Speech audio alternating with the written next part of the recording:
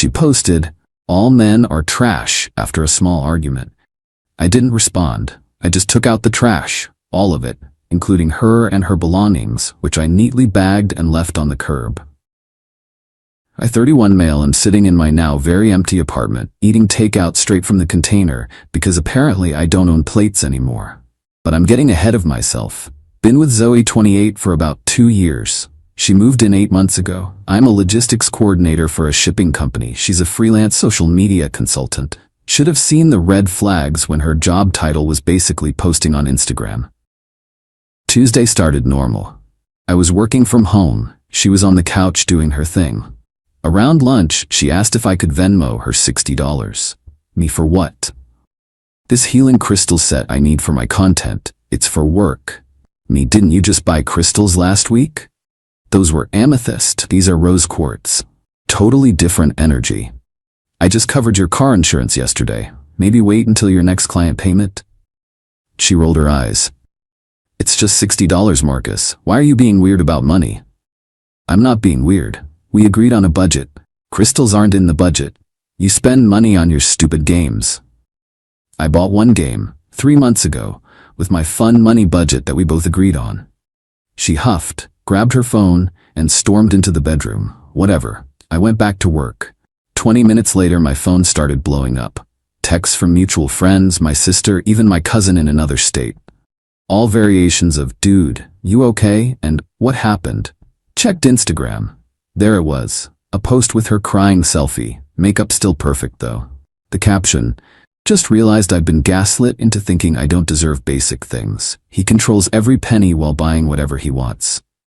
Financial abuse is real. Needed crystals for my business and got lectured about budgets. All men are trash, every single one. Financial abuse, narcissistic abuse, all men are trash, know your worth." 157 likes already. Comments flooding in. "Queen, leave him. Men always try to control successful women. He's threatened by your light, babe. This is abuse. Period."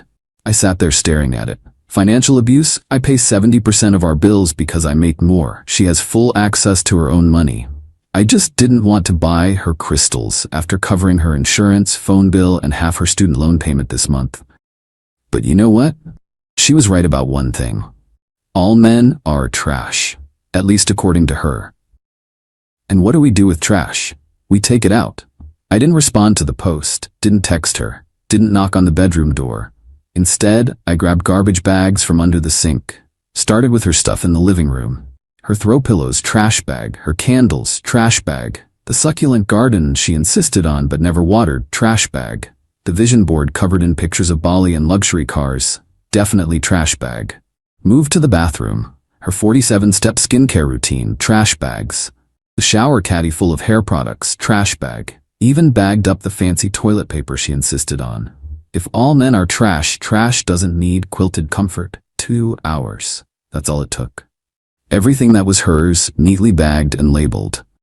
Bedroom trash, bathroom trash, kitchen trash. I even used her label maker. She loved that thing. By 4 p.m., I had 23 bags lined up by the door. Plus her furniture, the meditation cushion, the ring light, the full-length mirror with "good vibes only" etched on it. She was still in the bedroom, probably filming TikToks about surviving narcissistic abuse. At 5 p.m., I started taking everything to the curb. Today was trash day. The garbage truck comes at 6 a.m. sharp. Made multiple trips. The neighbors were watching, but I just smiled and waved. Trash goes to the curb. That's what responsible adults do. Around 5:30, she finally emerged from the bedroom. "Babe, I think we should talk about..." What the hell? The apartment was bare. Just my stuff. My gaming setup, my work desk, my one plant that I actually keep alive. Me taking out the trash. Where's all my stuff? Curb. It's trash day tomorrow. Her face went from confusion to rage to panic in about 3 seconds. "Zoe, you can't do that. That's my property." Me, "According to your post, all men are trash. I'm just helping with the cleanup.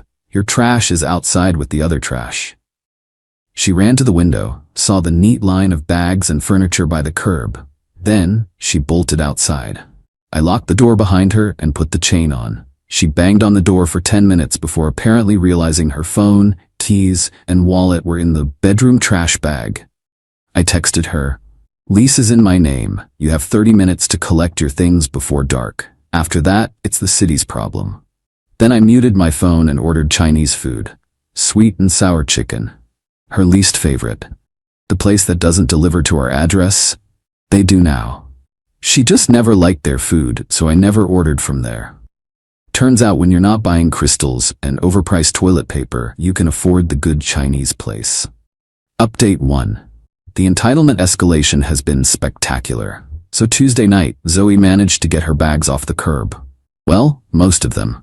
The city's bulk pickup got her meditation cushion and mirror before she could retrieve them. She tried calling me 67 times, I know because my phone keeps a log. Also tried the door again around 10 p.m., but I was deep into a gaming session with my headphones on. Shame. Wednesday morning, she was back, with reinforcements. Her life coach, Astrid, and her best friend, Jenna. They stood outside my apartment door having a full therapy session about my abusive behavior. Astrid, this is classic, narcissistic discard behavior. He's punishing you for speaking your truth. Jenna, the fact that he won't even talk to you is emotional warfare. He threw away my entire crystal collection. Do you know how long it took to charge those under the full moon? I could hear all this because they were basically yelling. I was working from home on a conference call and my manager asked if everything was okay. Had to mute and explain I had some property maintenance issues being resolved. Then Zoe started live streaming on Instagram. From my hallway. Guys, I'm literally homeless right now. He locked me out with no warning after I posted about financial abuse. This is what happens when you speak truth to power. He's trying to silence me. Building security showed up within 10 minutes. Apparently, filming in the hallways violates building policy. Who knew? I knew. I'd called them. Security. Ma'am, you need to leave. This is private property. I live here. Are you on the lease? My boyfriend? If you're not on the lease and the leaseholder wants you removed, you need to leave. She tried arguing that she had tenant rights. Security asked for proof of residency, utility bill, official mail, anything. Turns out when you insist on everything being paperless and having all bills in your boyfriend's name because credit scores are a capitalist scam, you don't have much proof. They escorted all 3 of them out. But not before Zoe yelled, "I'll be back for my packages." Oh right, packages. She runs an online boutique, dropshipping cheap jewelry as curated goddess pieces. Gets about 10 to 15 packages a week. I've been signing for them for months. Wednesday afternoon, I got a text from an unknown number. "This is Astrid. What you're doing to Zoe is spiritual violence. Her ancestors are watching." I replied, "Tell them to watch the tracking numbers for her packages. They're being returned to sender." Started marking every package recipient no longer at this address. USPS, FedEx, UPS, all of it. 8 packages went back Wednesday alone. Thursday morning brought new drama. Zoe had updated her Instagram bio. Survivor? Speaking truth to power. Temporarily unhoused. Cash App, Zoe Heals. The GoFundMe launched by lunch. Help a domestic violence survivor rebuild. Goal, $10,000. My abusive ex-partner locked me out of my home after I exposed his financial abuse. I've lost everything, my safe space, my belongings, my entire crystal healing collection that I use for my spiritual practice and business. He even destroyed my work equipment, ring light, etc., out of spite. It goes on for 3 paragraphs about how she's being silenced and needs money to start over and heal. She raised $73 in 2 days. Someone donated $50 with the comment, "Maybe budget better?" But the real entitlement showed Thursday evening. She figured out the package situation and decided to take action. Showed up with a U-Haul and 4 people, including some dude named Diesel, who looked like he benched trucks for fun. They intercepted the mail carrier, trying to claim the packages directly. Mail carrier wasn't having it. Carrier, "I can only deliver to the address on file. I'm the recipient. Look, my name." "Ma'am, the resident at this address refused delivery. I can't override that." Diesel stepped forward, tried to intimidate the carrier. The carrier just called his supervisor and the police. Interfering with mail delivery is a federal offense, apparently. Cops showed up. Zoe tried her sob story. Cops asked for proof of residence. She pulled up photos on her phone of her living in the apartment. "Cop photos aren't proof of residence, ma'am." "This is harassment. He's stealing my mail. Is your name on the lease? No, but then the legal resident can refuse packages. That's not theft. She melted down, full screaming, crying, "I'm being abused" performance. Diesel tried to white knight, saying they should do something about this dude. Cop, sir, step back. Unless you want to catch a charge for terroristic threats. They all left, but not before Zoe screamed, "I know my rights. You'll hear from my lawyer." That night, the smear campaign intensified. She went nuclear on social media. Posted my full name and apartment building, not the unit number, small miracles. Claimed I was holding her hostage by keeping her packages. Started a hashtag, Marcus is an abuser. Shared screenshots of our old texts out of context to make me look controlling. My sister texted, "Bro, she's lost it." Also, why does she have a screenshot of you asking her to pay her share of utilities from 6 months ago? Me, because apparently asking for $150 for half the electric bill is financial abuse now. Sister, want me to respond? Me, nah. Let her cook. Friday morning, woke up to an email from my building management. "Mr. Thompson, we've received multiple complaints about disturbances at your unit. Please contact the office at your earliest convenience." Great. She was trying to get me evicted. Update 2. The entitlement train reached its final station, and it was even more spectacular than I imagined. So I met with building management Friday afternoon. Turns out Zoe had called them crying about being illegally evicted and claimed I was running some kind of package theft ring. The property manager, Beth, was surprisingly cool about it. "Beth, Mr. Thompson, I've reviewed your lease. No other tenants listed, no unauthorized subletting. You're within your rights." Me, "She's been harassing me and causing disturbances. We noticed, security has logged 7 incidents this week. We've issued a trespass warning. If she returns, she'll be arrested." Small victories. But Zoe wasn't done. Saturday she deployed the nuclear option, her mom. This woman showed up at 8 a.m., banging on my door like she was serving a warrant. I looked through the peephole. 5'2" of pure rage in yoga pants and a spiritual co-gangster hoodie. "Mom, Marcus, open this door right now. We need to have a conversation about how you're treating my daughter." I made coffee and ignored her. "I know you're in there. Your car is in the parking lot. You're going to face me like a man." She kept it up for 20 minutes before security arrived.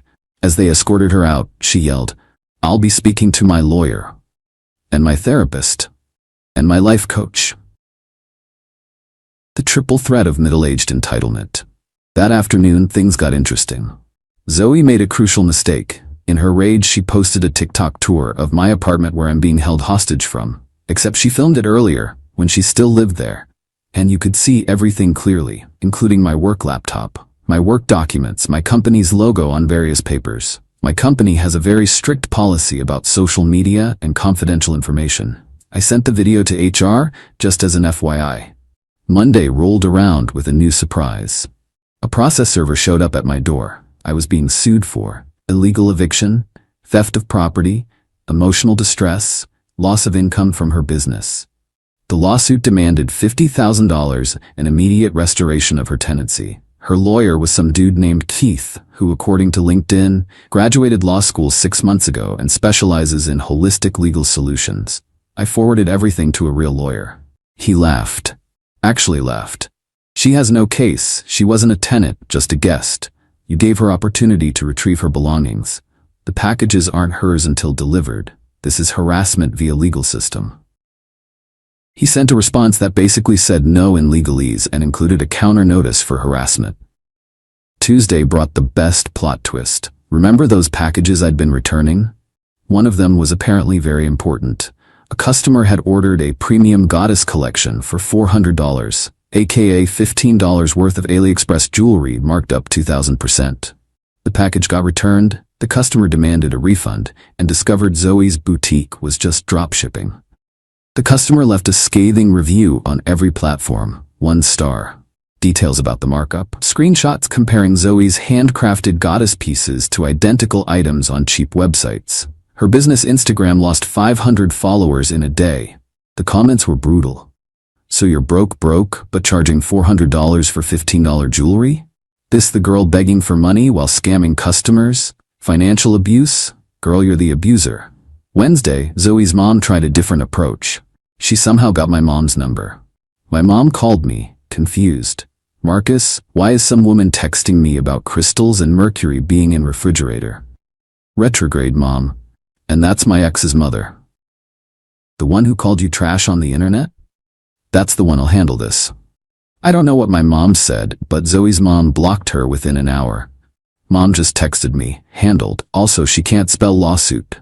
Thursday was court day for the restraining order I'd filed. Yeah, I'd filed one. My lawyer said her behavior constituted harassment, and we had enough evidence. Zoe showed up in what I can only describe as court chic, a blazer over a crop top, ripped jeans, and platform heels. Her lawyer Keith looked like he'd rather be anywhere else. The judge reviewed the evidence. 67 calls in one night, multiple trespassing incidents, social media harassment, attempted mail fraud. The lawsuit filed in bad faith. Zoe tried to speak.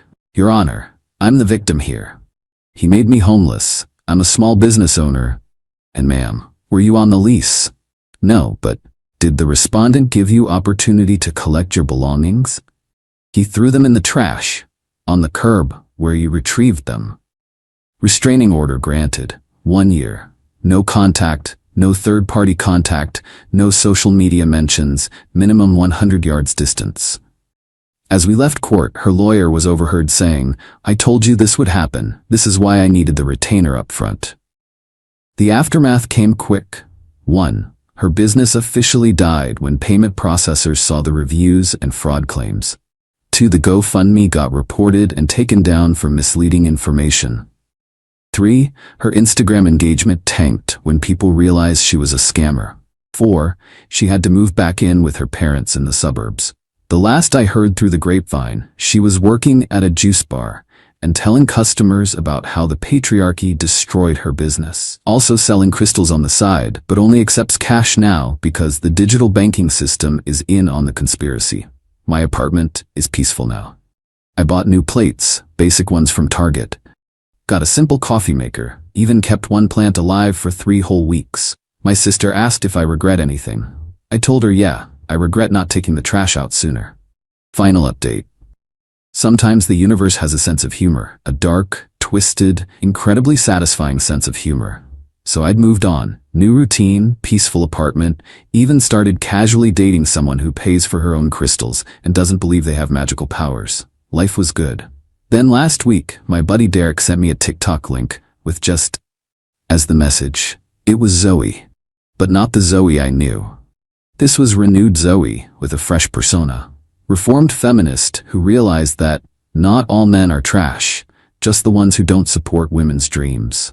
The video was her accountability journey about how she'd reflected on her toxic behaviors and realized she'd been projecting her traumas onto divine masculine energy. The comments were not having it. Isn't this the girl who scammed people with fake jewelry?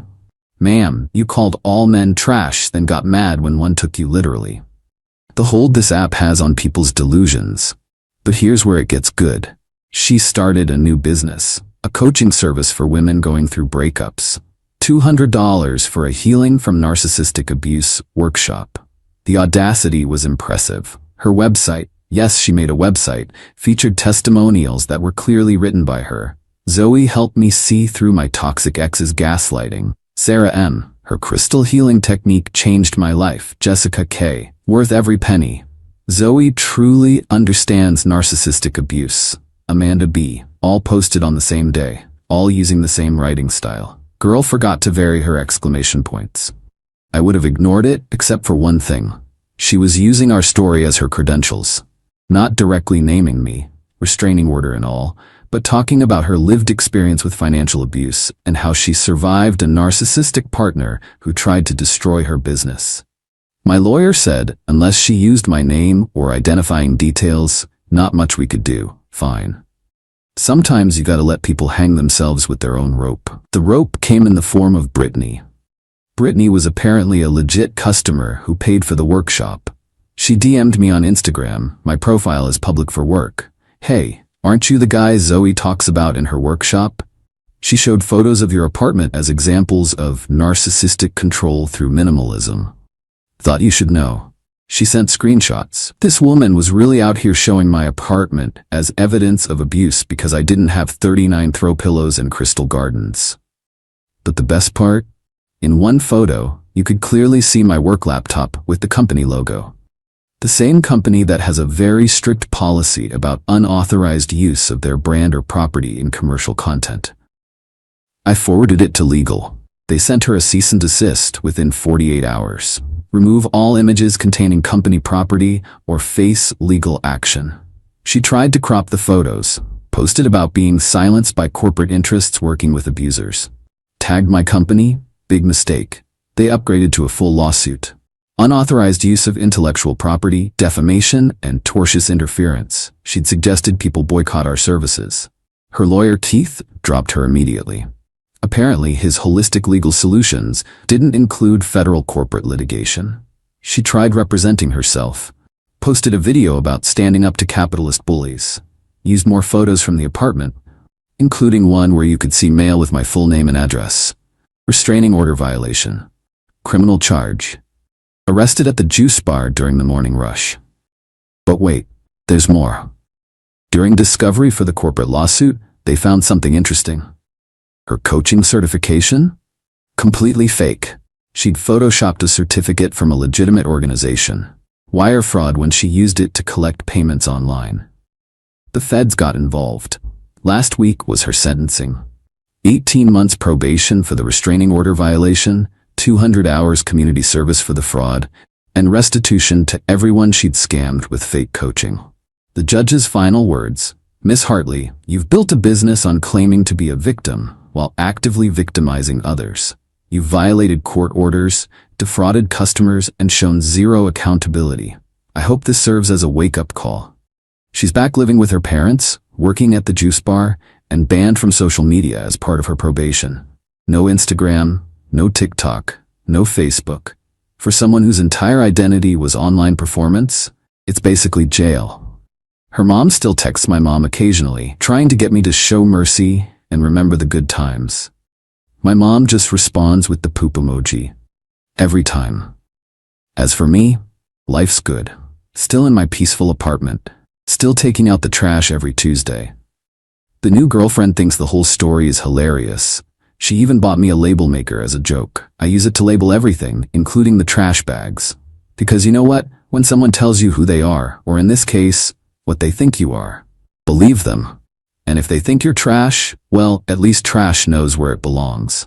On the curb, waiting for pickup. The end. P.S. To everyone asking, yes, I kept the label maker she left behind. It's actually pretty useful. I labeled it "Not Trash Keep." Sometimes the best revenge is just living your best life with properly labeled belongings.